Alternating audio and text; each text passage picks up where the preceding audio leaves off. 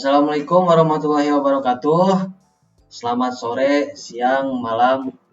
Kali ini saya akan coba menjelaskan tentang sebuah proses instalasi sistem operasi. Sebelumnya perkenalkan terlebih dahulu, nama saya Rafli Asal Pratama. Biasanya dipanggil Rafli. NIM-nya 2023005071. Saya berada di kelas SI 23 gitu. Oke, lanjut ke penjelasan. Sebuah penginstalan sistem operasi itu meliputi bootable, lalu BIOS, bentar.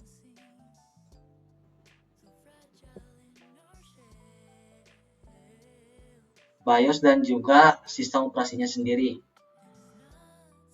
Nah, yang pertama ada bootable. Bootable itu sebenarnya adalah sebuah media penyimpanan yang mengacu ke sebuah hardware maupun software. Jadi ibaratkan si bootable itu sebuah penyimpanan yang dalamnya nanti akan diisi sebuah sistem operasi baik Windows maupun Linux dan lain sebagainya. Contoh di sini ada sebuah bootable yang umum digunakan yaitu sebuah flash disk karena mudah ditemukan di warung-warung dan counter. Nah, lalu yang kita butuhkan selain dari USB itu sendiri adalah sistem operasi yang ingin kita jalankan di komputer ataupun laptop kita pribadi. Untuk pengunduhan dari sistem operasinya sendiri bisa diunduh di laman resminya sebuah sistem operasi. Misal dari Windows, kita bisa mengunduhnya melalui Microsoft seperti itu. Nah, untuk jika kedua bahan sudah diunduh ataupun sudah ada, sebuah proses bootable perlu yang namanya dijembatani ataupun diinstalkan terlebih dahulu dengan sebuah software yang namanya adalah Rufus. Jadi Rufus ini sebuah aplikasi ataupun software yang nantinya digunakan untuk sebuah penginstalan sistem operasi yang menjadikan si USB ini sebuah bootable seperti itu. Jadi setelah si Windows-nya ini diinstal dan USB ini sebagai sebuah bootable, jadilah bootable ini sudah resmi dijadikan dan siap untuk digunakan seperti itu. Lalu yang kedua adalah BIOS. Jadi sebenarnya BIOS sendiri ini adalah firmware atau bawaan perangkat lunak software bawaan dari komputer ataupun PC milik kita sendiri.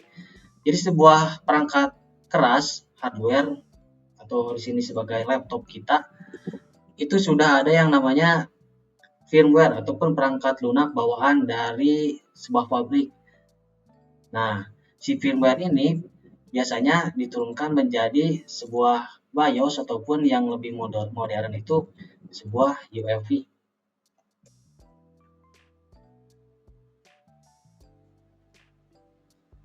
Nah, jadi si BIOS atau UEFI ini sebagai sebuah perangkat lunak yang siap digunakan untuk menerima informasi di sebuah sistem operasi begitu. Jadi ibaratkan si BIOS ini ada di tengah-tengah untuk menjembatani sebuah sistem operasi yang akan diinstalkan di sebuah perangkat keras kita ataupun komputer PC milik kita begitu. Lalu terakhir adalah sebuah penginstalan sistem operasi. Jadi setelah bootable siap dan kita sudah masuk ke laman BIOS atau UEFI, oke, yang kedua, jadi BIOS atau UEFI ini bisa dibuka setelah kita merestart sebuah perangkat komputer ataupun laptop milik kita. Jadi restart, masuk ke BIOS-nya sendiri tergantung sebuah merek laptop atau komputer itu beda-beda. Dengan saya sendiri biasanya setelah di shutdown dihidupkan langsung klik enter masuk ke sebuah BIOS. Jadi setelah masuk ke sebuah BIOS nanti pastikan bootable ataupun si USB kita sudah terhubung melalui perangkat komputer kita yang nantinya akan muncul di sebuah BIOS seperti itu.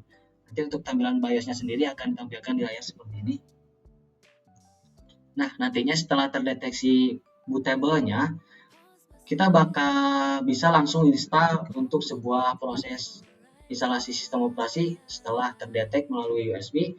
Setelah itu tinggal mengikuti langkah-langkah untuk penginstalan sistem operasi.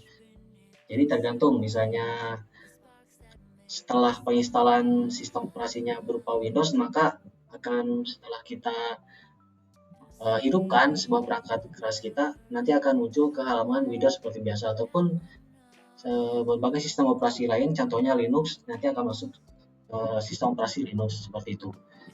Jadi begitu rangkaian untuk sebuah proses instalasi sistem operasi yang meliputi yang pertama, kita perlu menyiapkan sebuah bootable. Yang kedua, kita perlu masuk ke BIOS atau UEFI. Yang ketiga, kita perlu memerlukan sebuah perangkat keras, yaitu komputer atau PC tersebut. Seperti itu kurang lebihnya. Dan ketiga semua ini adalah sebuah proses instalasi sistem operasi seperti itu. Terima kasih. Wassalamualaikum warahmatullahi wabarakatuh.